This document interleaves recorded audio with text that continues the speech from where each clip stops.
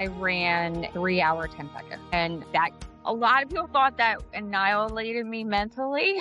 It did not. Actually, it invigorated me because I Yeah. was like, dude, it's 10 seconds. Like, and that was like the difference between me, like, taking a little bit of a longer stride or just like, taking a drink longer at one of the water stops. So once I hit the 3 hour, 10 second, I was like, there's no way I'm not getting it now. Like, that's when I went from just very standard, like I was doing a spring and a fall marathon to get me there, formal training. I went nuts. So I went and did, I think, 5 marathons. It ended up being 5 marathons in a 12-month period.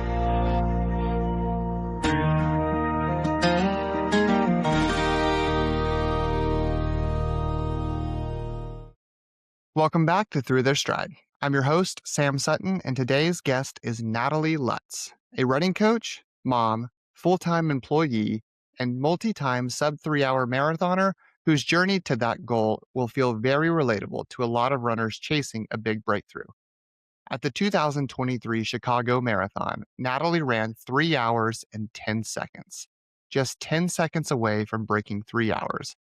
Close enough to see the goal, she chose to chase it aggressively, and over the next 12 months, she raced 5 marathons and finally broke through 1 year later at the same race. We talk about that pursuit, how coaching other runners continues to inspire her own goals, balancing high-level training with motherhood and a full-time job, and how she worked her way back from burnout after running collegiately. Here's my conversation with Natalie Lutz. Okay, well, welcome back to Through Their Stride. I'm your host, Sam Sutton, and today I'm joined by Natalie Lutz. And Natalie, thank you so much for coming on this week. I've been kind of following you on Instagram for a little while now, and I saw you're a 2-time sub-3 hour marathoner, and I was like, and a mom and a coach and a doer of all things. And so I was like, I got to have her on. You probably have an awesome story. Oh, thanks so much. Thanks for having me on. I really appreciate it. Yeah, so I have, like I was telling you a little bit earlier, I've been running since I was about 14. I went out for cross country and absolutely just loved it. Fell in love with it right away. That's the first thing that mattered most to me. It's kind of funny because my sister and I were just talking to another cross country runner when talking about our the old days in high school and how fun it was. It was just like such a fun experience and such good people, both on the guys and girls team. So it was really nice to like grow up in that atmosphere. And then I went on and ran in college for 2 years. I got very, very burnt out by going into my junior year. So I did end up quitting. So Yeah. I did. I just was like, nope, I'm just gonna take a break. It was getting very intense. There were 2 days and I was still going between different majors at the time and I was just confused on what I wanted to do. And I felt like, that whole like 20 something, like you're all over the place, you don't know what you want to do with your life. So I decided to let running take a back seat. I think it was probably draining me a little bit. And then also too with the social aspect, I felt like all the races and I wasn't able to go out and I wasn't able to have fun. And like a lot of my roommates and other people in my housemates at the time were just having different experiences. So I wanted to just experience that. So I ended up still staying into running. I ended up coaching at the same time a local D3 cross country team, men's and women. Cool. So I still stayed that's kind of where I got my coaching background and I stayed in the mix doing that. It was a little interesting though, coaching people my age. Yeah. That was definitely really interesting. And it was the first year they had the program. I was actually the assistant coach. They did have a head coach. So thankfully that took a lot of pressure off me. So I just got to learn and, go with the flow. And it was the first years of that program. So it was fun and interesting. Really glad I got to have that experience. Yeah. So where did you run in college and then where did you end up coaching? So I ended up running at University of Delaware. And at the time it was D1. I don't even know it is now, or I don't even know if they have a real legit program anymore. I think it might be club now. But back then it was D1. And then I ended up coaching Goldie Beacom College, which was a D3. I think it still is a D3, small business college in Awesome. Wilmington, Delaware. Mhm. Cool. And you're obviously still a coach now. So what did you kind of take away from there, from that college experience to make you think, oh, I want to continue this? Like, what was that journey like from coaching there to continuing to coach today? Sure. I think what I really enjoyed the most was, you know, that feeling of watching people succeed. And we had a lot of newcomers on the team. And some seasoned, one of the guys that was on there was somebody I ran with in high school. So that was kind of fun too. So some seasoned people and then some newbies to the team. And it was just really, really cool to watch the newbies like drop those times. Yeah. And that is something that even I tell my athletes today, it's one of the coolest things you get to experience, and it only kinda happens once. You can do it again a little bit later, hopefully, and if you're lucky enough, but it is like I'm always like, I'm so, like, jealous of you right now 'cause you get to have all these great, like, big drops and these big PRs, and it's such a time that, like, you can't always get back, so it's really cool. That was, like, so fun to watch them meet certain times and things they didn't expect, like, it was just great. That's what I like the most about it, and that's what keeps me going now with it. And it gives me, I think, another perspective about running. And I honestly do learn from my athletes. Like somebody will tell me something they read or, a new up and coming thing because there's so much stuff out there. And I'll reflect on it, I'll look into it, or just like different um, new like recovery tools and just things that everyone else is picking up on. So it keeps you in the mix and learning constantly as well. So I enjoy that piece of it and just making friendships. I've had a lot of great friendships through my athletes that I've coached that we've become great friends and celebrating like one girl just got married and there's just like a lot of exciting life events that they're going through and you're training them through that. So that's another cool piece that you get to see them grow over time too. Yeah, definitely. I think, I actually coach a high school track team, here in Fredericksburg, and, it's a small, like, private school team, but, we actually made state this year, and, like, seeing, like, the kids and a lot of the new kids, like you said, like, drop their times and start finding confidence in themselves, like, not just in running, but just, like, in what they as people can do and take on. It's, like, Mhm. probably the best experience in the world 'cause it makes you amped up for your own races as well, which is, like, one of my favorite things. Yeah, yeah, it does. Because you get that Yeah. that excitement gets very contagious and, it bounces back and forth. Yep. Talking a little bit about your coaching, so you're still coaching now, and are you coaching for a team or just athletes full time? So just one-on-one online coaching, not full time. Well, I think you mentioned before that you knew that I worked. So I have a separate job that I do work full time doing during the day. And then the coaching's like, part time on the side. So but I'm always like readily available for texting with my, athletes and I get back in a timely manner. I don't have like set hours. So I do online coaching through a program. It's a group called Team Run Run. They are absolutely awesome. I love them. I started with them, I think 3 years ago. It's been. I kind of started with them when they were a little bit newer as well, and they've grown so much. And through the group, I've learned to.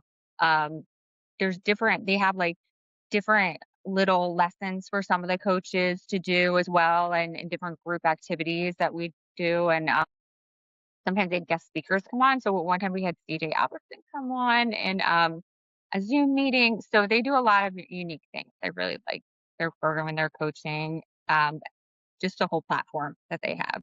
Yeah.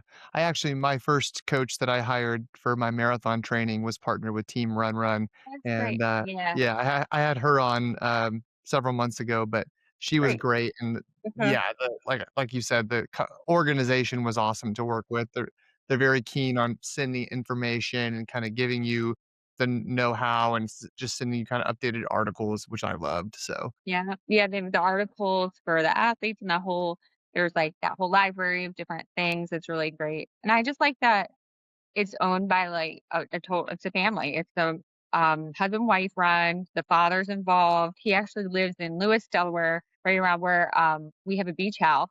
So I see cool. him at some of the 5Ks, the local 5Ks. and he recently started running after having a knee surgery. It was just so great to see him and cheer him along because he was so proud of himself. It was just awesome. It's just an awesome group, awesome people. Yeah, I love that. So it's kinda like a local family for you. Oh, yeah, yeah. I was so surprised because I think Matt, the owner, I know he used to live out west, but I think he lives in Portugal now. Like, I Wow. think he lives overseas, and he and his wife live there, and so I thought it was just beyond ironic when I was talking to him one time, I told him where I lived, and, they were sending me a kit, and he was like, "You live in Delaware." My father just moved there to Lewis, and I was like, and Delaware's so small, so and it's, like, such a random state, and I was like, "Oh my gosh, that's so unreal." This is wild. Yeah. Awesome. And so going back with coaching and then in running, so you said you kinda still ran on the side, you just weren't running competitively, but did the coaching kind of bring that back out of you, or how did you kinda start chasing marathons and chasing in times? Yeah, that's actually a great question. So what happened with me was, I ended up not doing anything running related at all after coaching. I was just done. I think, um, mainly because it wasn't from burnout, because obviously I had 2 years of coaching that was, it was laid back. I wasn't really running much, but I think it was because I felt the magic of running wasn't as fun. I didn't have that team anymore. We didn't have the camaraderie. And at the time, to be honest with you, I have to say, like, I feel like there wasn't all this, how much there's so much community running now. There's so many run clubs and groups, and the social media aspect really pumps it up. There was none of that going on in like the early 2000s. So um, there just wasn't that allure, I think, to get back into it. At the time, though, my mom and two sisters were really into it as well, and they're racing a lot. Like I knew you said your mom did marathons, so did mine as well. So they were gung ho and they were all running, and I just had no desire. I don't even know why or what I could point. It wasn't anything specific. Um, just that I just didn't feel it was. It just I didn't get the excitement from it that I used to get, Mhm. and I wasn't doing it. Even like when I was running competitively, I always enjoyed the excitement first. Like that was the main reason I ran was for the fun and just like I just truly enjoyed it. I honestly feel like, and I still feel like this today, like I'm flying. Like it's the only time you get to feel like you're flying, you're moving through the air, and it's just a cool feeling. You kind of feel kid like in a way. Yeah. Um, so that's, like, what I really truly loved about it, and I wasn't getting it from it at the time. So that was geez, say, like, that was around 2005, so I really didn't run. I did do a marathon in there without training, somewhere mixed in there, but, like, when I say not training, I mean, I didn't run more than 3 or 4 days a week, and then I jumped in a couple of family 5Ks without, like, any training. So but honestly, I really didn't run from then all the way till I was 37, 38. Um, and so I mean, I wanna say it was like 15-ish years. That's what I always like to say, about 15 years. So then I had my son and, I so in between there, I ended up getting married, and before that went to grad school. So I went through that whole process and that yeah, sorry, go ahead. Oh, I just Oh, said that oh, that's oh. great, awesome. Sorry. I thought you said so asked a question. Um, so then after that, I ended up, just getting back into it because after I had my son, I felt really I guess I really wanted to, do something for myself. When you become a mom after a while, you start to feel like everything's about everybody else and, you want one thing for yourself, and running always was my thing. So I started to get back into that, and, when I got pregnant with my daughter, I actually ran a half marathon with her, and that was so exciting for me because I didn't run much during my pregnancy with my son. So, I got the bug right after I delivered her for some reason to go nuts with running. Like, it was like and this is something about me I'll just share. I'm like an all and my sister actually just said this to me the other day, and I totally admit it. I'm either an all or nothing person. It is either like I get into something and I really get in there and drive forward, or I'm just like, no thanks. It's one or the other. And so I went full throttle with running. Um, I ended up getting a coach, and that's when I went from a 3:24 marathon. So that was like my first one back after I had my daughter, my first like real marathon, I would say. And then I went to a 3:08 at Boston.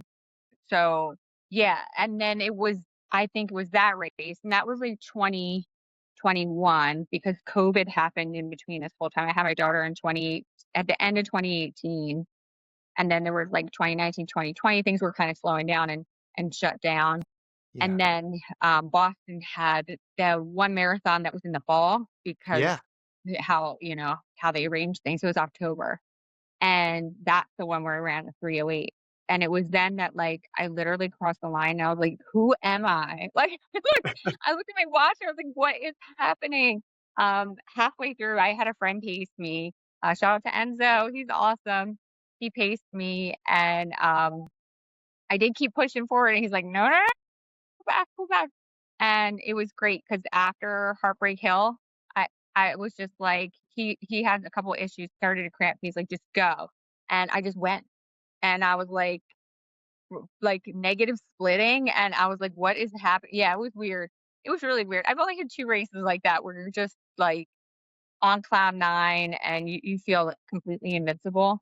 So that one was really awesome, and then from there, I was like, "Okay, if I can do this at Boston because it's hilly in my opinion." Some people do have PRs there. I'm not, I went back again twice. One time I didn't end up running it because I was sick, and the second time I DNF'd halfway through. Um, but I'll be back though. I'll be back Boston one more time at least. And I just feel like because it's hilly for me. I thought, okay, if I did a 3:08 there, then maybe I could do like Sub-3. It's in the Yeah. cards. I'm close enough. Yeah. You know, And so at Boston, what was your initial goal going into it? And did you kind of blow it out of the water? great question. I wanted a Sub-3:20. Wow. So you did blow it out of the water. Yes, that was like my big goal. So I was at a 3:24, and I really wanted a Sub-3:20 because really at that time I was like, "That's like an amazing time." And it's an amazing time. That's what, like, when I was cutting down, I was just like, "What is happening?" It was so crazy because I just went way past my goal, and never, I mean, when I say never in a million years would I have ever expected to run a 3:08 there. I really it was not even on my radar at all. So, Yeah. That's yeah. incredible. I mean, and like you said, I personally, I've not run Boston yet, but um, when my mom ran it, she said she was like, she qualified with a 3:35 back Mhm. in 1997, and Great she time. was she was like, "Oh, let's go!" Like, I can really build on that. I think I had more in the tank at the end. Like, I'm gonna bring it at Boston, and she entered Boston in 1998, and she ended up running a 4:40 something, and Oh, she was like, "Those hills beat me up so bad," they and she said do. she fell for the downhill too, so she was, like, Yeah. speeding down those downhills Mhm. at the beginning. Yep. And that's like the tried and true message of Boston. Don't go out too fast. And I didn't that first time because I had my friend with me and it was just supposed to be fun. And, we had a goal, but it wasn't like super intense. When I went back again, that's where I made that mistake. I was like, oh, I'm going to Sub-3 here, and I had like, a little bit of a attitude, like I was going to crush it. And oh, it humbled Yep. me big time. Yeah. Yeah. Yeah. There's also no, like, a lot of people try to be if they go out too fast in the front, they're like, "Oh, well, like, it's fine. I'll just bank the time, and if I slow down, at least I have the time banked." I was like, "You can't bank time in the marathon. That's not a thing." Like, you'll pay for it No. with interest. Yep, yep. That, lactate threshold and all that, like, you build up lactic acid. It will get you and it will crush you, especially even if you go out 1 or 2, seconds too fast, even those first couple miles, it'll build up and then you'll really, really feel it later. So, absolutely. Yep, it's hard. Yeah. It's tough Well, race. yeah. Well, awesome. So you obviously you kept running and you've had some incredible times since then. So talk to me a little bit about how you came into Sub 3. I know you ran 3 hours 10 seconds, I believe, in 2023 Mhm. Chicago. No, not Chicago. I forgot what it was. But Indy. Yeah. Close. Indy You're so Monumental. Thank close. you. Yep. Yep. Yeah. You're good. You're good. You did your homework. Yeah. So talk me through that journey. So you knew you did 3:08 and you thought maybe Sub 3 at Boston, and then it didn't happen, but you obviously kept chasing it. So talk to me about that journey and how what it took to get there. So, yeah, so that was it was a long journey. It felt like so what was interesting about my whole personal process was in the very beginning, I like shot forward pretty quickly. And I've seen this happen with others too. And you're like, okay, wow, you feel like you're going to make these bigger leaps and bounds, even though rationally it's like unlikely to do that to keep, making these big leaps and bounds. So, um, I thought, I had the 308. Even if I go somewhere flat, it might get me to a 305, and it did. I did a race in Delaware down in called Coastal.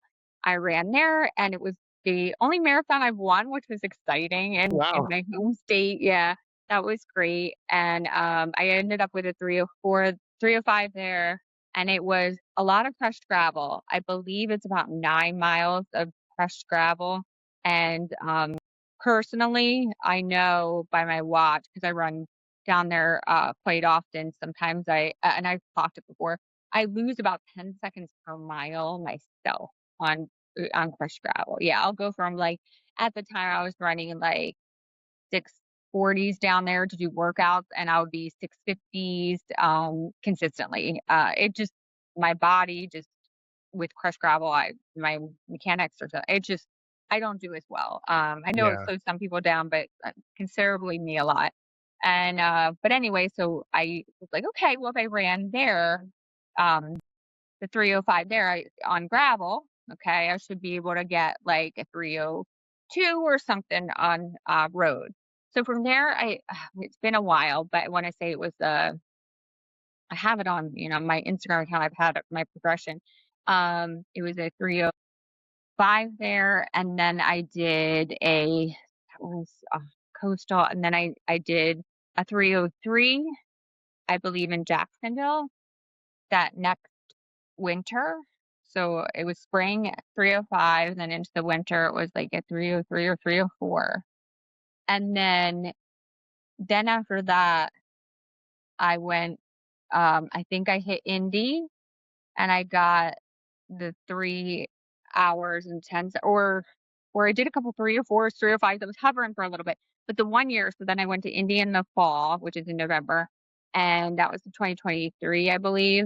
There I ran the 3 hour 10 second. And that a lot of people thought that annihilated me mentally. It did not. Actually, it invigorated me because I Yeah. was like, dude, it's 10 seconds. Like, and that was like the difference between me, like, taking a little bit of a longer stride or just like, taking a drink longer at one of the water stops. So, that once I hit the 3 hour 10 second, I was like, there's no way I'm not getting it now. Like, that's when I went from just very standard, like I was doing a spring and a fall marathon to get me there, formal training. I went nuts. I went nuts. So I and did, I think, 5 marathons. It ended up being 5 marathons in a 12-month period Gosh. trying to break the yeah, I think I ended up, like, hitting right a year mark, my 5th one. One was an attempt, it was the attempt at Boston that I ended up dropping out of, but I did a whole block, like, I trained a whole cycle. So it was, like, Indy, and then I think I went right from Indy to Houston, and Houston just wanna mention an interesting fact about Houston, a lot of people don't know. It's concrete. Yeah. And I am so susceptible, like I said about the gravel, the concrete really absorbed my stride. So Really? when I was yes, yes, it is bizarre. I don't know if it's just me. I did have a couple other people, and I know some people have said that they felt a difference, but I think it just really affected me. So when I did that race, I felt no bounce back in my legs or in my feet. it just really got absorbed. There was asphalt for some of it, most of it is actually a concrete, and, my quads just felt like they were giving out, and I there I ran a 3:03 or 3:04 again, and um, then in this then I tried Boston that March, it was a no-go, and I said, "Well, I'm not gonna waste this training," so then I did Long Island Marathon, and I ran a 3:04 there, came in 2nd place, and then I went into, I think it was Chicago, where I actually ended up breaking it. Yeah, Yeah, that's yeah, awesome. yeah. But Long-winded, I'm sorry. no, that's fine. And in 5 marathons, was did it ever kinda in that time frame kinda feel like it wasn't gonna happen? And did the fatigue kinda start to build up in ways, obviously, physically, if you're running 5 marathons in a 12-month period, you're gonna feel some things, but I also know that mentally it can be kinda daunting and, like, cause a little bit of, like, burnout or mental angst. Did you feel any of that? Yeah, what I felt most was I think it was actually from Indy to Houston, which is ironic. Like, you would think I would still have that momentum going and that steam from being so early on. I felt it there mentally because I remember being at Houston and just not I just really didn't care much by mile 20. I just kinda was like, "Well, it is what it is." I wasn't upset, and I just kind of wrote it in. Like, I remember Yeah, telling myself, "Okay, well, now you know you're not gonna make it, so don't go crazy." Pull it back, so I think the last 5-ish miles, I didn't push forward more, I just stayed where I was. And then obviously by Boston, because I DNF'd, I was toast. I remember going to the line and just knowing my legs were not there and knowing I was tired. I knew I was so exhausted before I even went. And, so my family has my mom and sister have some autoimmune issues, and I have some flare-ups of things, never been diagnosed, but I'll have, little flare-ups of things like, just inflammatory issues. And I had some skin wells that were that come out, and they usually come out in the winter for me when my body starts to get overwhelmed with training. And yeah, and I remember I had them on my legs at Boston like 2 weeks before I went. That's my trigger for you're exhausted. Stop. I had them again this winter, but did I stop? No.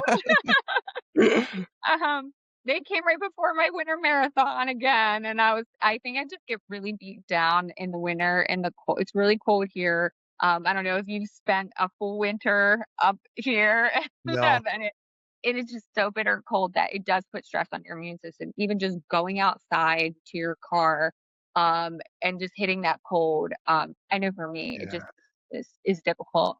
And as I've gotten older, it does get a little bit harder. But the mental aspect you were talking about definitely, was dwindling the entire time. So, what was good was I ended up taking, I think, a break at some point before I ended up hitting the 2:59. So I took a nice break. I didn't run as hard, I didn't have as much intensity, but I will say this, the 2:59 was a complete struggle. Like, I remember I was okay until, like, about halfway, but I had to fight for that for, like, everything I had, just, like, yeah, everything. Um, so when I crossed line, I was just toast, I was just done. When I ran my 2:54, I felt like I coulda kept going.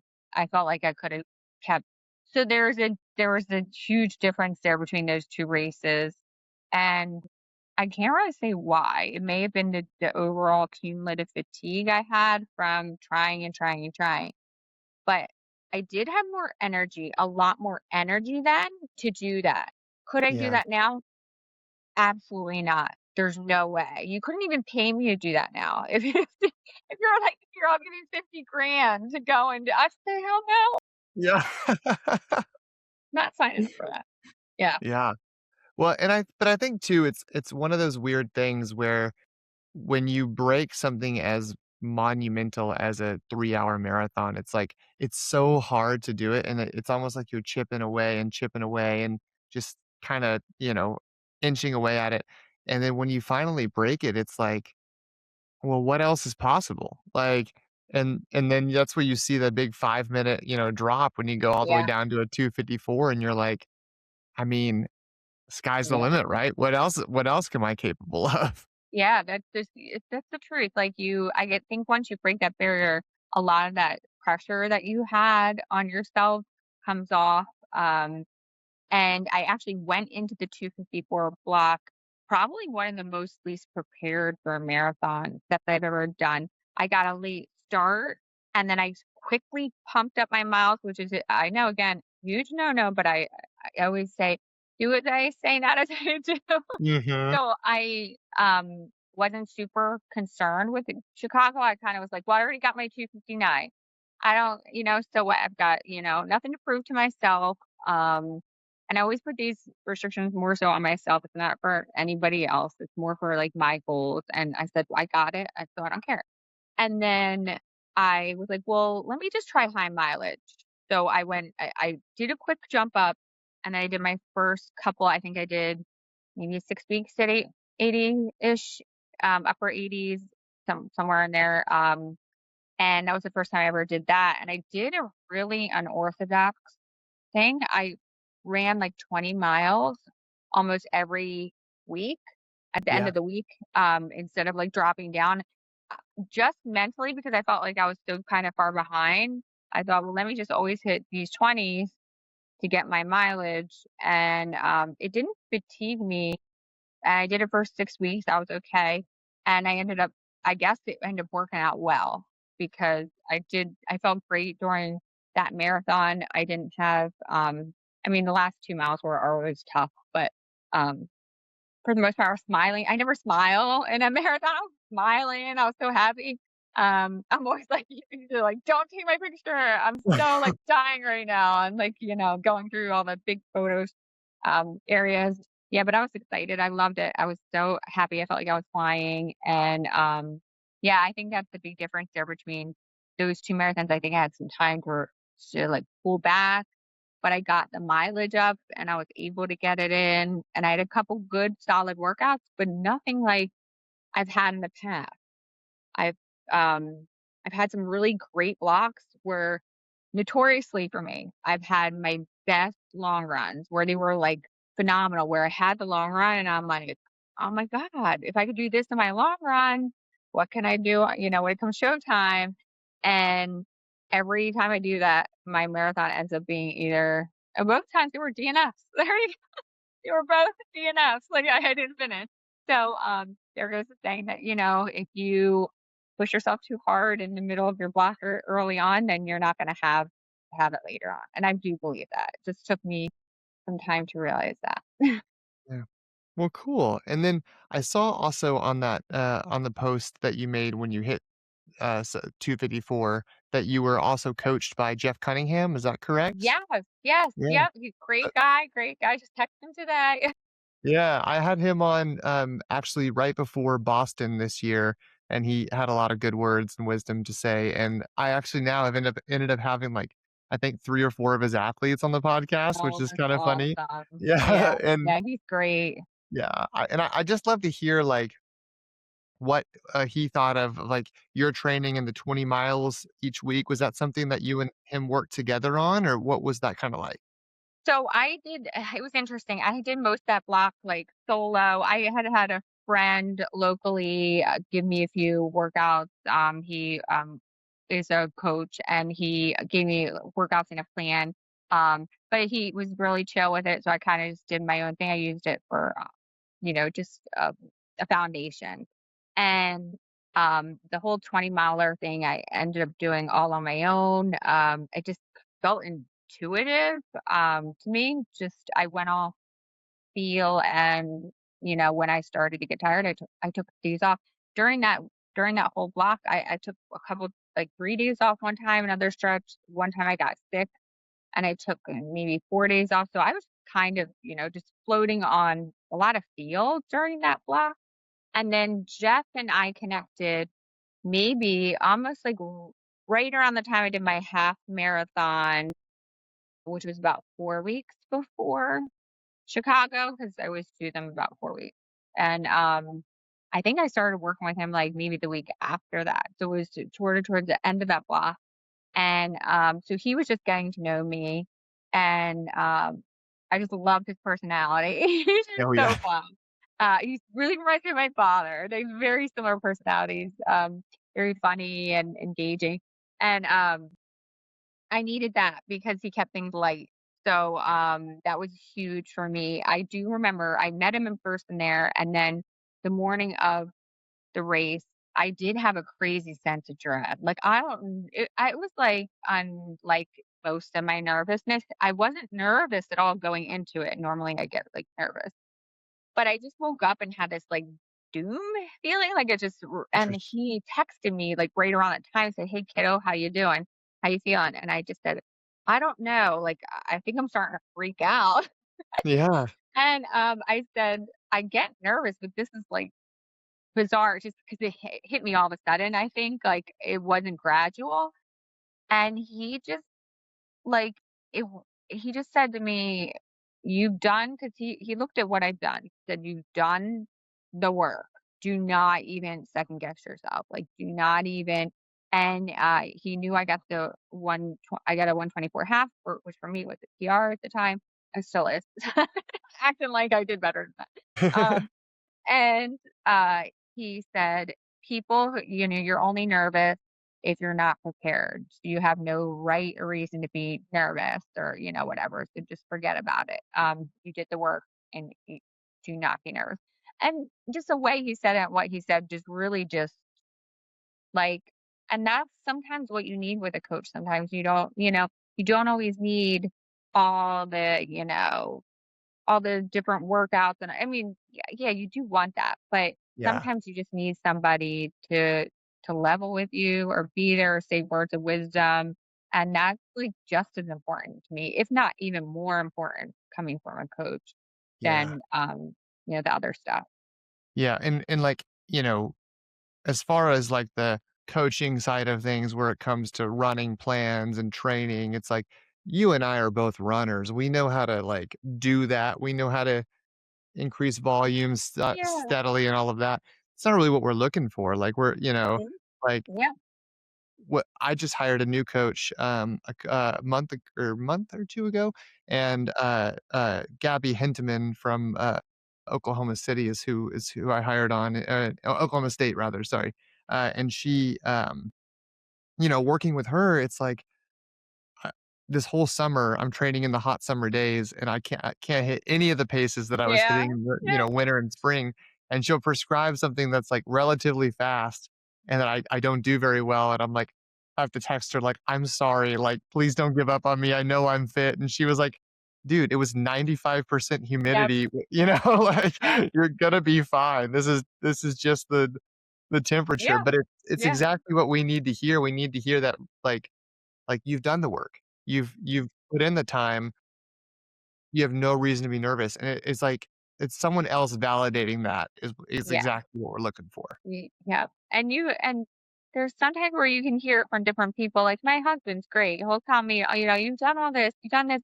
But like sometimes you need to hear it from somebody that like really understands running, that knows what you put into it. I mean, and my husband does, but it's just like you sometimes need to hear it from somebody else, like just a different source.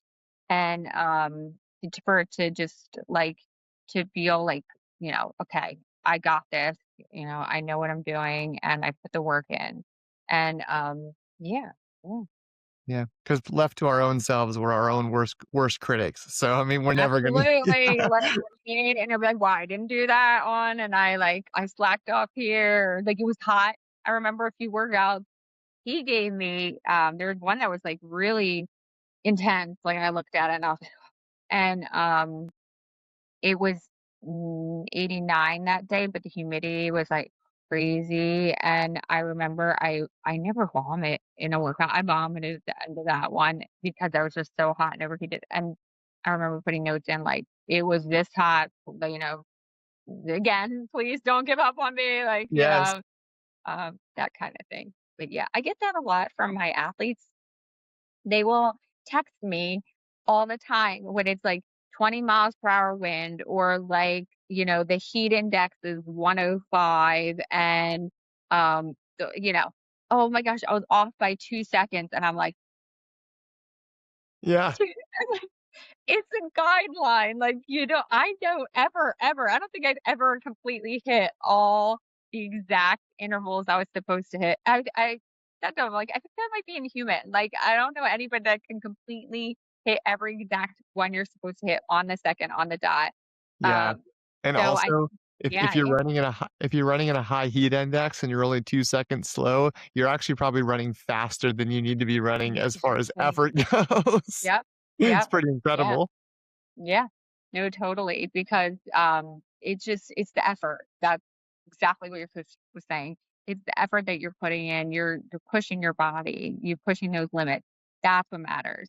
And same with stress. Like, if you have work stress or life stress, that's physiologically stressing you too. It's putting stress on your body, and that's also playing a factor as well. It's all just, taxing the system in different Yes. ways. Yeah.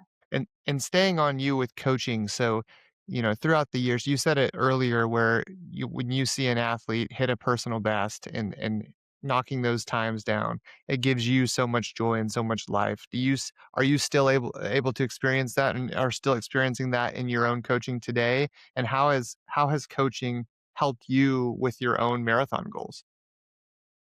So absolutely do I get that high from what my athletes do. And I had a guy he almost PR'd by an hour in the marathon. It was his second one. Shane, good job, buddy. Shane. Yeah. He crushed it, and, watching him when I was tracking him was unbelievable because I was like, "Oh my gosh.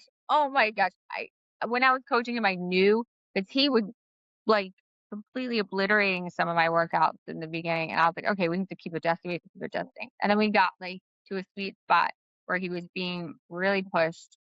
He previously ran, like, I think a 4:13, I think, and he went down to, like, a 3:16, like, right around almost knocked off an hour at a time. I think it was, like, a 56-minute PR, and, yeah, that was a huge so just from the get-go, though, he was already stronger than what his marathon time was, and it was a recent marathon. It's not like he had a lot of time, but that was awesome. I mean, all my athletes do amazing things. I've had a guy Sub-3 a few times with me. That's exciting, and he's young, and that's a big time for anybody. But it's like trying to make that Boston qualifier time. He's right around there. They keep moving they keep moving the goalposts. But Yeah. yeah, it's just super exciting, and it just is fun. It's honestly so much fun. I don't look at it like any kind of side job or anything like that because I truly enjoy looking at plans and figuring out, what's going to work for this person this week. Yeah, it's great. Love it. Now, what was the second part to that question? Because I already forgot that part. You were asking about the coaching. Yeah, and then my last part was how has coaching helped you in your own marathon and, training and chasing your own PRs? It actually really inspires me. Yeah, There, have been times that sometimes where, like, I know an athlete was having a hard time getting workout done, and I have felt awful at the end of the day, and then comes across my phone that they logged their workout, and I'm like, "Oh my gosh, that's awesome. I need to get myself out the door." So it helps actually motivate me and push me. yes, So I think it works both ways, like, I motivate them, they motivate me back, and, some of the there was one girl I coached who made a huge breakthrough. She was in the, like, I think around 317-ish, and she went all the way down to 304 at, Philadelphia. That was inspiring to me. whoa, Yeah, yeah, that was super inspiring to me. I think you're a she good won it. coach. Yeah, oh, thanks, thanks. Yeah. I have a few gets in there. But yeah, she had, really, I think, wanted a 311, and she blew past that, and I was really amazed too. I knew she was capable of being somewhere around there, it just like everything fell together for her that day.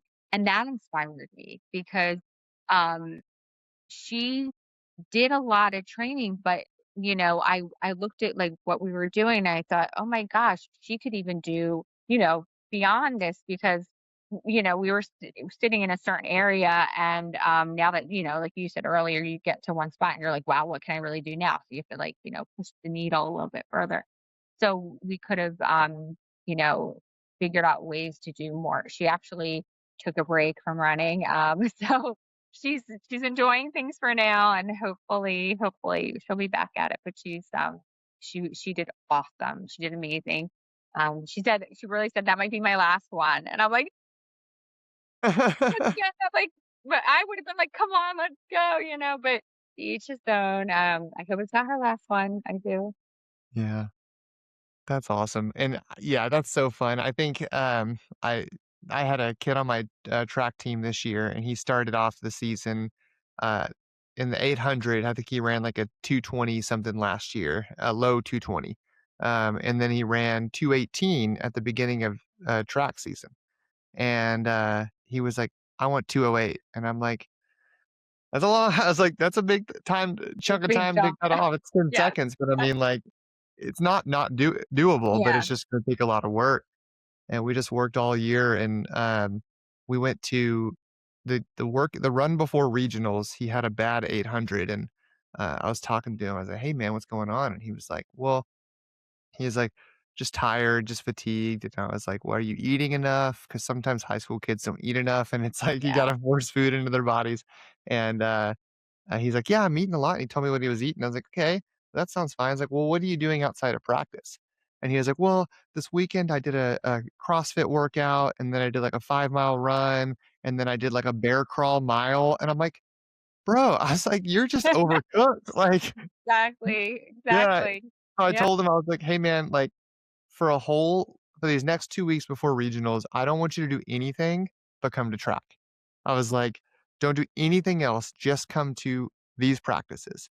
And he was, kinda frustrated. He's like, "Okay, that's fine." But he listened, and, he ran at regionals, he ran a 2:10, um, and he qualified for wow, that's state. a huge jump for the 800. It's a huge. Yeah, Yeah, and he my qualified for gosh, state, and he was like, saying I told him, I was like, "Dude, 2:08, like, that's nothing now, like, 2 yeah, seconds?"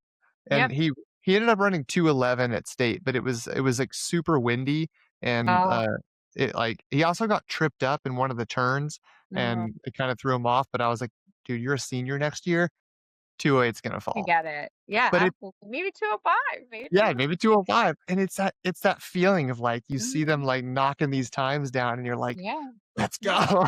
no, and then you get, like, supercharged for them, Yeah. like that girl at the marathon, like, "Come on, don't you wanna do it?" He's like, "I'm Yeah. taking a break for a while.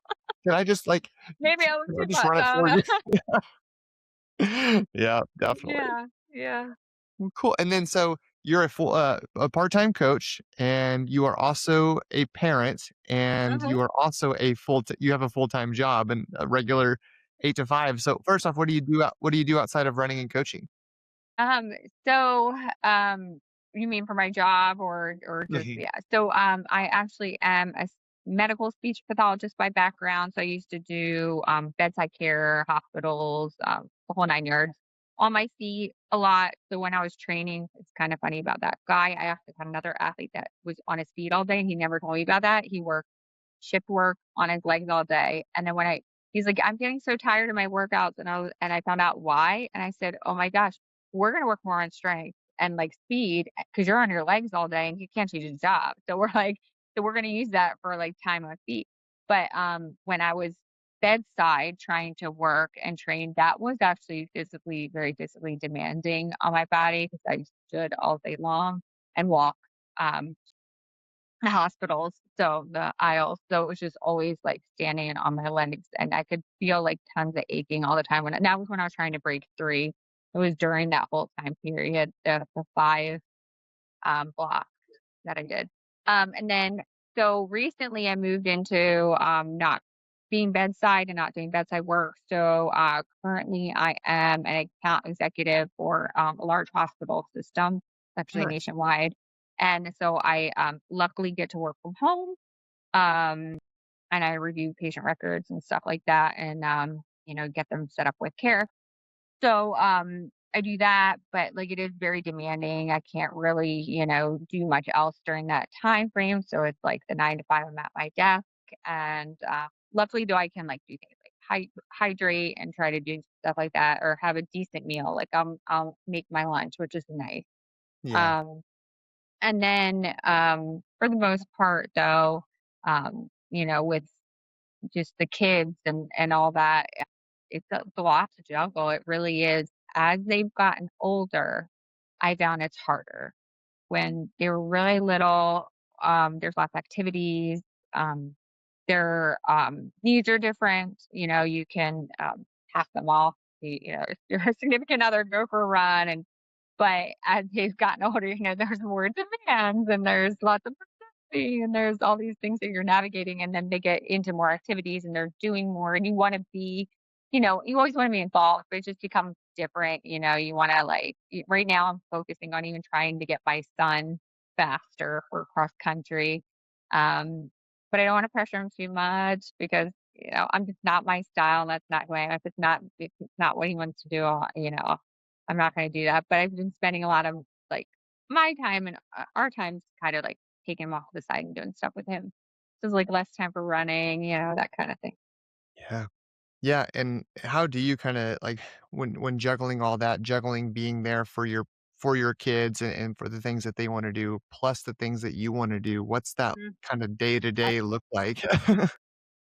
It's like, first thing I wake up and I'm like, "All right, what's all going on today?" And, I try to be as prepared as possible, but I'm usually probably not, to be honest. It's just, flying by the seat of our pants. But, it's really what I used to do and what I still do, but I've kind of modified it a little bit, and I pulled back a lot. I have pulled back on my volume and everything, but what I usually do is, I know myself.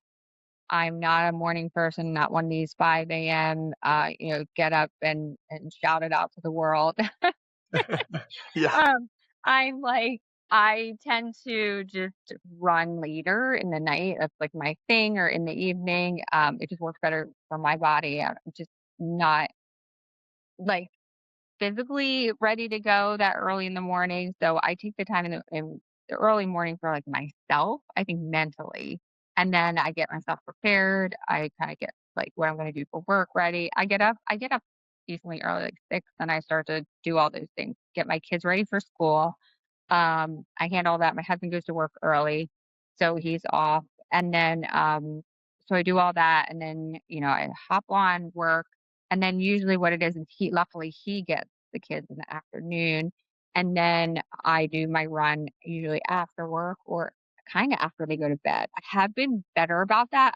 I've tried to stop that. Now that they're older, they're up later. So it's kind of, just doesn't work out that way. It used to be like I would put them to bed and then I'd go out for my run. But that's kind of how it's been working.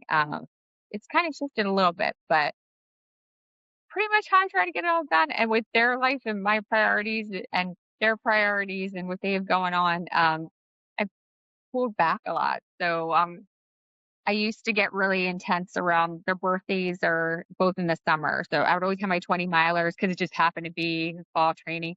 Always happened to fall around their birthdays. My son's birthday, I just really didn't even feel like running that day at all. I think I either cut it short or I was just like, nah, I'm just gonna Yeah. run like 6 and I'm gonna go hang out with him. I try to get it up as early, but we have so many things going on with the birthday party and just you can't get it all done. And I was just like, it doesn't matter. Just other stuff. The running doesn't matter, like Yeah. I can always do that later or just take the day. So my perspective has changed a lot, I would say, Yeah. over the last year. And who knows? That might not behoove me that much for come to the starting line, but that's not what to me. That's not what matters. Like, Yeah. I wanna make sure I'm there for the important things, or just to have that time with them. Yeah. I think as runners sometimes too, we can get into our heads of like, "Oh, we've gotta be running. Like, we've gotta be training. We've gotta be pushing our limits and trying to figure out what's possible," and it's like, Well, it's good that you can when you can, but it's like, there's a life happening Yeah, around you. Like, yeah, yeah, you gotta stop and smell the roses sometimes, yeah, like, because 'cause you're gonna yeah, miss it. absolutely, and that's the truth, and I have to say, what I've seen personally, with others and myself, anytime I see somebody take it to the next level and get ultra serious, it either ends up backfiring them in some way, being like they'll get burnout or injured. I've seen people just get mentally exhausted when they go like 100% all in because somebody did an article on this recently. Someone I follow on Instagram, a sports scientist, does a lot of mental stuff. Um, and he was saying that they did studies on this, and the athletes, even the pro, because I think Jessica McLean does. I think she doesn't really run as much as the others, and she does other things, but she also has like more of a like she claims that she does a lot more socially and things Yeah, like that. But they were studying people, and they were saying that the people who were had other things going on in their lives, or just had a lot more other things to distract them in a way from that main goal, they actually performed better. yeah, yeah, So makes sense. I mean, it's a yeah, balance. It yeah, yeah. totally. Yeah. When you're out of balance, you're not gonna perform well in any part of Mhm. your life. It's always Yeah, gonna be subpar, you know? yeah. Mhm. Yeah. Awesome. Well, cool. So we're coming up on an hour now, and I know you probably have some family things to get to, and my wife is gonna be home from trivia Mhm. night soon. Oh, But, that's fun. yeah, but before I let you go, so what is next for you as far as running and racing? Do you got anything on the calendar that you're looking forward to? So I was going to do Chicago. It was my big I always do it every year. I'm not all I can say is I'm not doing it this year. I'm just not where I need to be and I'm not feeling it. It's just not resonating with me. And so I decided to pull that plug on that. And I'm probably going to do something else in the fall, somewhere around that time, but a little bit later. So that's um, haven't quite like, nailed down which one I'm gonna do, but that's what I've got my eye on one and it's one I've done before. That's all I'm gonna say. Okay, yeah, fair enough. I mean, it's one of those things you don't wanna put it out into the ether if it Yeah, doesn't I come don't, yeah, I don't. 'Cause I've been putting stuff out in the universe. yeah. It's Well, definitely come back to bite me, I feel like. So I'm just gonna stay mum about this. But yeah, I'm excited for it. I am. I've got my plan. So yeah. deal. Well, Natalie, thank you so much again for coming on today. I mean, this was a super inspiring conversation. Feel like I've learned a lot, um, and honestly, was have been justified a lot in my own training of like, hey, sometimes you just need to slow down and like understand what the weather is giving you. So I appreciate this conversation, and I will definitely continue following you and seeing what's next on your journey. Thanks, and same with you. And thanks so much for having me. It was a pleasure. Yeah, and stay on for a little bit, so the files can upload, and then we'll go from there, but one last thing, if you could give anyone a reason to get out and go for a run tomorrow since it's already nighttime, what would it be? It's just so much fun. You can feel like you're flying. Yeah. You can feel like you're flying. I love that. Natalie, thank you so much, and, I'll let you go. Thanks.